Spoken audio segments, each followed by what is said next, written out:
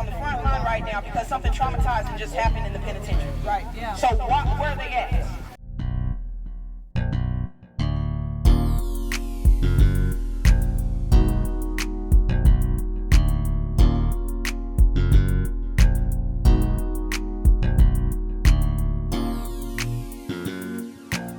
I spent 8 years in there. I went in not knowing what men look like. Came out a full-blown addict. I've been in situations where I was suicidal myself because I was so strung out at my lowest point and nobody heard my cry. So we need to stand together as a community out here and be their voice because they're muffled in it. They hide things, try to grievance, they shred it up, they sweep it under the rug. At 6 a.m. count, they found her tied to the bunk with elastic off her scrub hands. She also told me they were doing an autopsy and it will tell how she died for sure.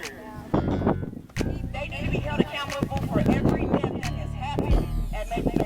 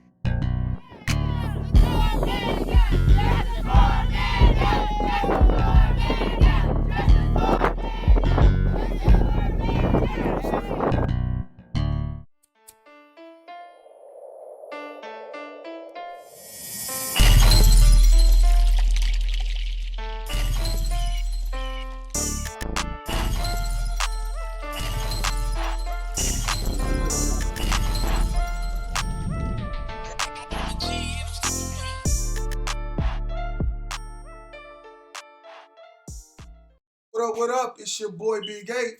Put It in Air podcast coming straight to you live. You know what I'm saying? It's another episode about a very, very sensitive / serious topic. You know what I'm saying? A lot of people been asking me because I've been sharing posts and posting stuff. You know what I'm saying? Speaking about it a little bit. Y'all gotta excuse me. I lost my voice. But yeah, it's a very sensitive / serious topic. But before we get into it, man, you know we got to do the ritual. Don't even play. Oh, yeah, I got a new pen. Ah, yeah. Don't be a hater. And it's a dry herb. Matter of fact, it's all in one pen. You know what I'm saying? Dry herb, concentrate, and oil. You know what I'm saying? You can screw your carts in and everything. But I'm going to quit advertising. And I'm finna put it to use, baby. I'm finna put it to use. You know what I'm saying? Shouts out to Ignite Justice. Shouts out to Amanda Lane's family. I don't know how to use this thing. I always do something stupid. Is it on? Yeah, it's on. So to kind of give y'all a briefing of what we're discussing today, let's start out by saying this is all in conjunction with the movement of Justice for Amanda. You have a young woman, Amanda Lane, who was given a life sentence. You know what I'm saying? She's been doing her time. You know what I'm saying? You know, doing so much time, I don't know who all everybody has been locked up before, but I've been locked up before. The people who've been there a long time, we call them like the old timers or the long timers and stuff like that. Which means they've been around and they got rapport with the people in the facility. Sometimes being that old head on the yard, you got privileges like they talk to you about stuff. Sometimes you can help people get out of trouble. You know what I'm saying? Like it's all kind of little conversations and situations that go on in the penitentiary. But we got an old timer. She was in the shoe. Um, and while in the shoe, an incident happened to where she had interactions with the guards. So keep in mind, she had been in the shoe. You know what I'm saying? So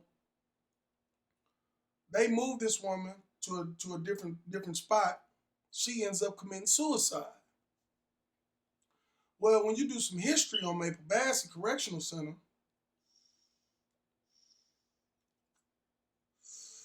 you figure out that there's a history of inmates committing suicide. So you have a collective of people who have done time in Mabel Basset Correctional Center coming together to protest against the mistreatment and the lack thereof medical and mental help in the facility. I ain't gonna lie, man. I went to the protest. I went to the gathering, and there's some real heartfelt stories in this gathering.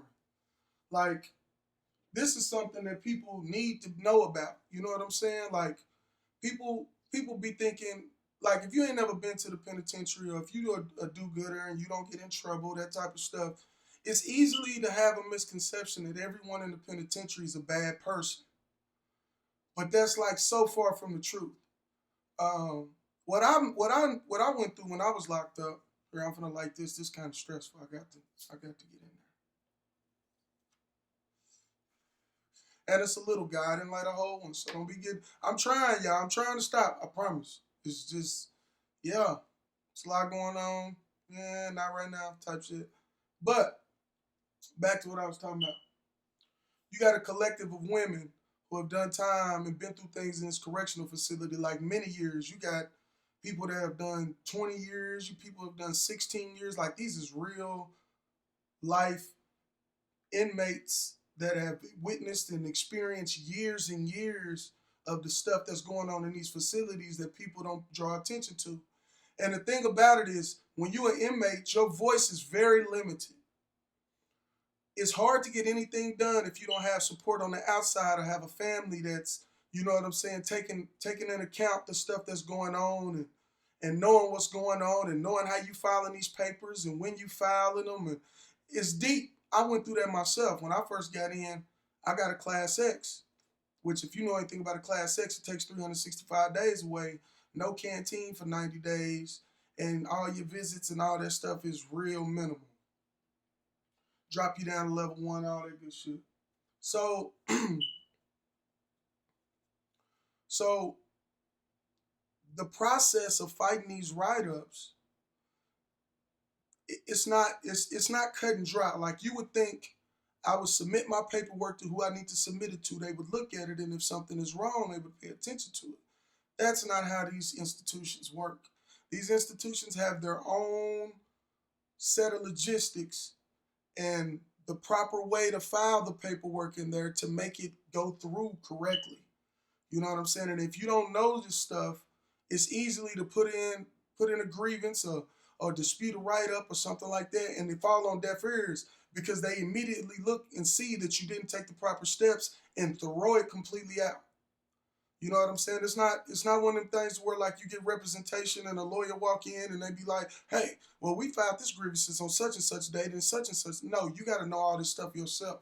This is why you end up with a lot of jailhouse lawyers coming out the penitentiary, because to get any kind of defense about anything, you have to know the proper steps. Well, these ladies have came together to fight against the injustices of the correctional facilities.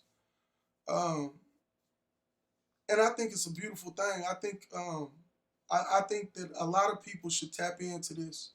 You know what I'm saying? Because it's one thing to talk to somebody. They say they okay, and you know what I'm saying. They getting through their time. They doing it day to day, handling their business.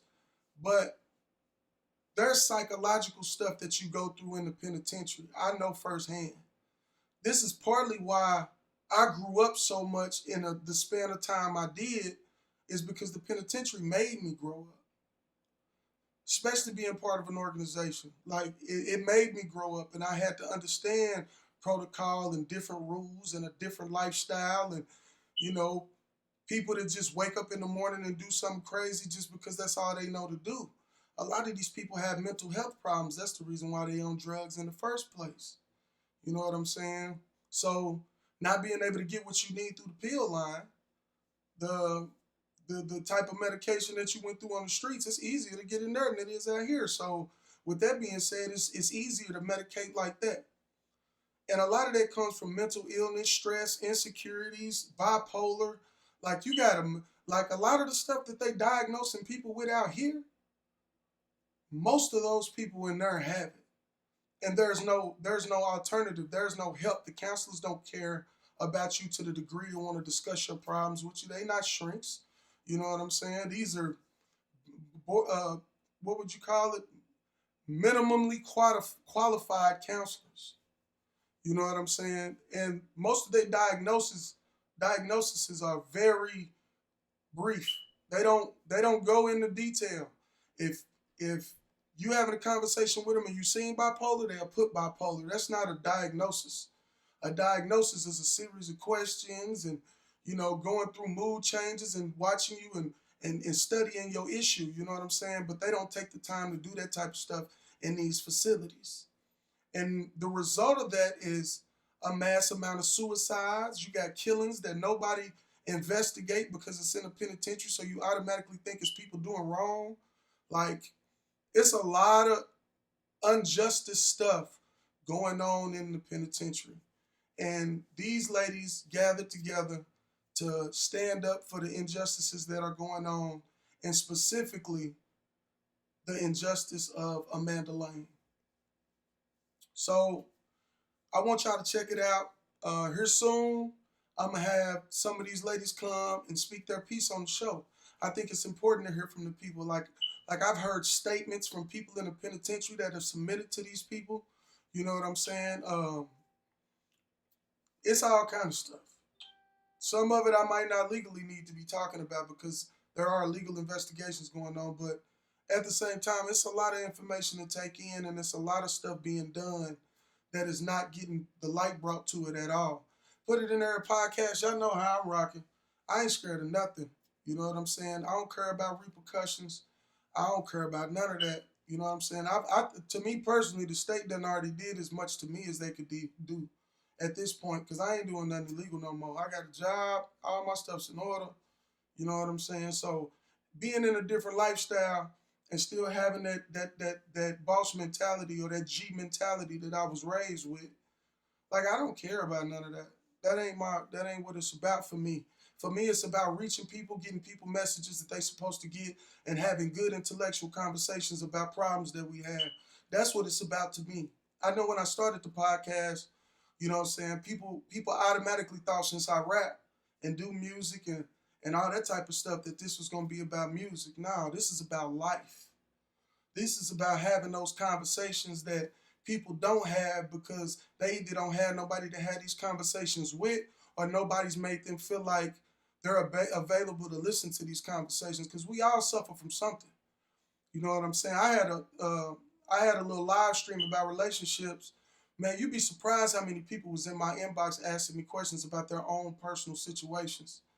And and like I told them, we can talk about it briefly, but I'm not gonna put your specific business out there. That ain't for everybody to know. Really, the dialogue is to help somebody who don't understand something that might look at something a different way and figure out the issues that they have. You know what I'm saying? So put it in the air podcast. You know what I'm saying? That's what we do. We put it in the air. You know what I'm saying? One way or another. If it need to be talked about, we're gonna talk about it. I don't cover all issues because all issues some issues be watered down. You know what I'm saying?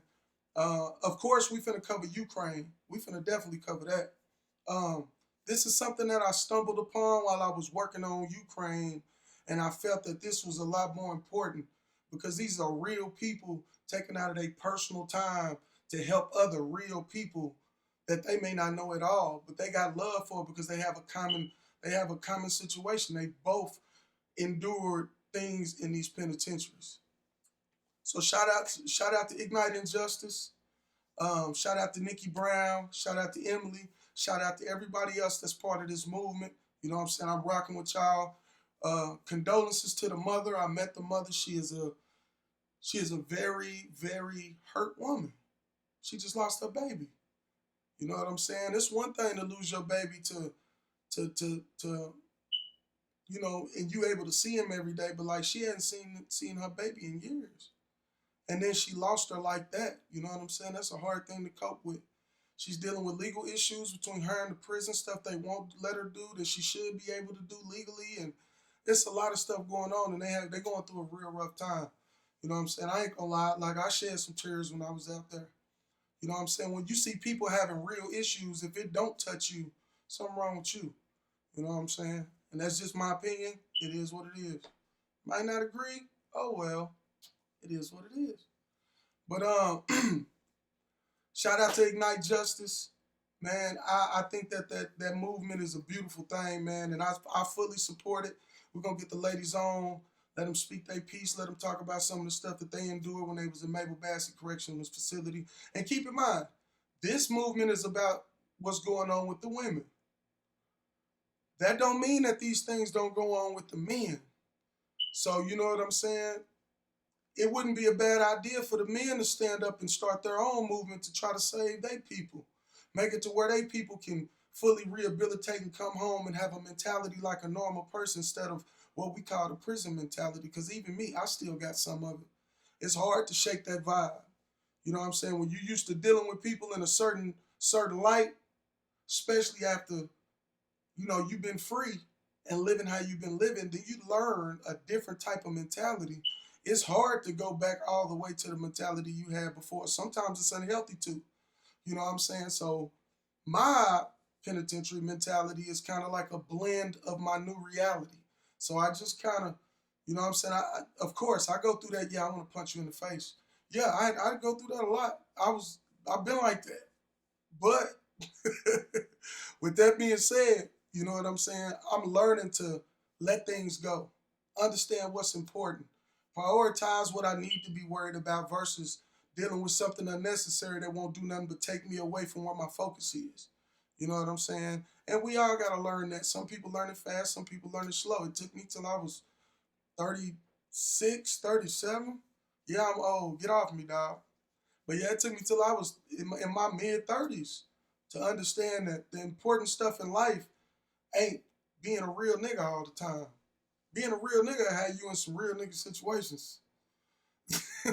Facts. Straight up. But yeah, so check it out. You know what I'm saying? Make sure y'all tune in. I'll be posting when it's available. You know what I'm saying? We're going to do a premiere for that just like we do for everything else. And get people awareness about what's going on, man. We all need to know what's going on. Facts. You know what I'm saying? In there and out here. You know what I'm saying? Understanding your environment is the most important part of life. Because it's hard to figure out things when you don't understand what you're going through. You know what I'm saying? But that's all from your boy Big 8. Put it in the air podcast signing off. Tap in with your boy. Yeah.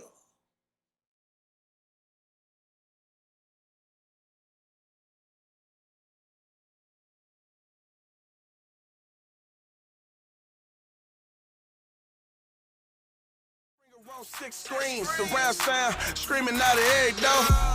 I'm on the gas, bitch, always. Can't let a hater steal my